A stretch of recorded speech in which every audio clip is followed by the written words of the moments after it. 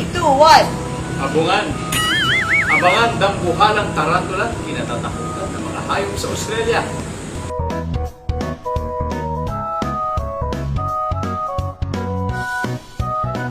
Mula rito sa PhilSports Arena sa lungsod ng Pasig, ako po si Dingdong Dantes at ito ang Amazing Earth.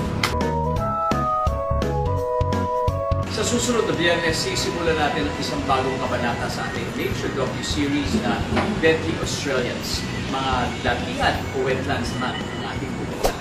Marami po kaming exclusive content para sa inyo. Just visit gmainetwork.com/entertainment at i-follow kami sa aming official Facebook, Instagram, X, TikTok at YouTube accounts. Tahimik, pero mabagsik. Yan ang ating makakaengkwentro.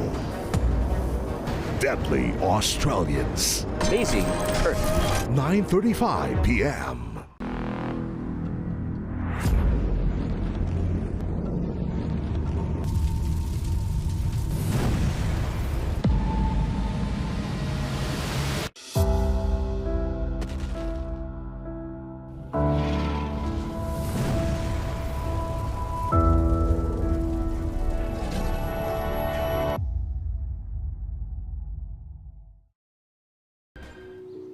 Pero sa dinami-rami ng mga puno sa gubat ng Australia, may isang namumukod tangi.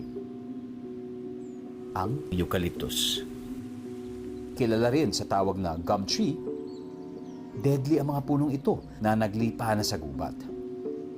Malangis ang dahon ng eucalyptus, kaya malawaks ang texture nito. Pero ang langis na ito, toxic, pati na sa tao. Kaya naman todo iwas dito ang karamihan ng mga hayop sa Australia. Maliban na lang sa mga koala na immune sa nakalalasong dahon nito. Sarap na sarap pa nga sila rito. Mababa sa protina at mataas sa toxins ang dahon ng eucalyptus. Pero sanay na dyan ang tiyan ng mga koala. Yung kakarampot na sustansya lang ang inaabsorb nito.